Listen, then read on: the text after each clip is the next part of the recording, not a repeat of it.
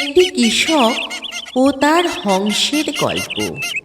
এক সময় এক গ্রামে এক কৃষক বসবাস করত তার স্ত্রী ও ছেলে মেয়েদের নিয়ে। তার অনেকগুলো হংস ছিল। তার মধ্যে একটি হংস রোজ একটি করে সোনার ডিম পাড়ত।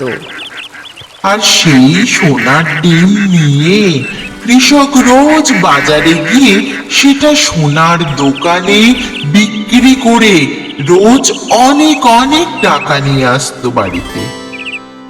এই রকম চলতে চলতে কৃষক বেশ বড়লোক হয়ে গেল।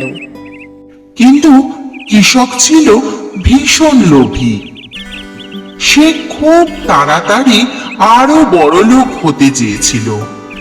সে প্রতিদিন একটি একটি করে যে সোনার ডিম পেত তা নিয়ে সে পরিতৃপ্ত ছিল না। তাই সে নিজে নিজেই সিদ্ধান্ত নিল এবং ভাবল যে আমার এই হংসটি প্রতিদিন কেবল একটি করে সোনার ডিম দেয়, এতে আমার শান্তি হচ্ছে না।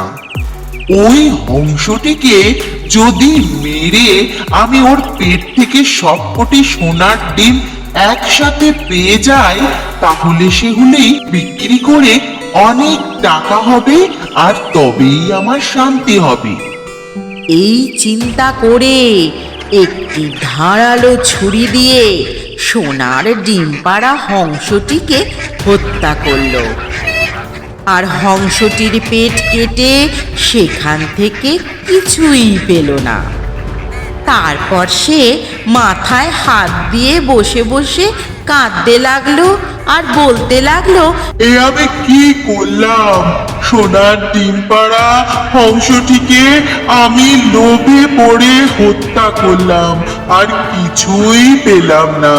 উপরন্তু হংসটি মরে গেল আর সোনার ডিমও আর আমার ঘরে এলো না। হংস ও সোনার ডিম দুটোই হারিয়ে কৃষক দুঃখিত হয়ে মাথায় হাত দিয়ে কাঁদতে বসে গেল। এই গল্পটি থেকে আমরা এই শিক্ষা পাই যে অতি লোভে তাঁতি নষ্ট হয়।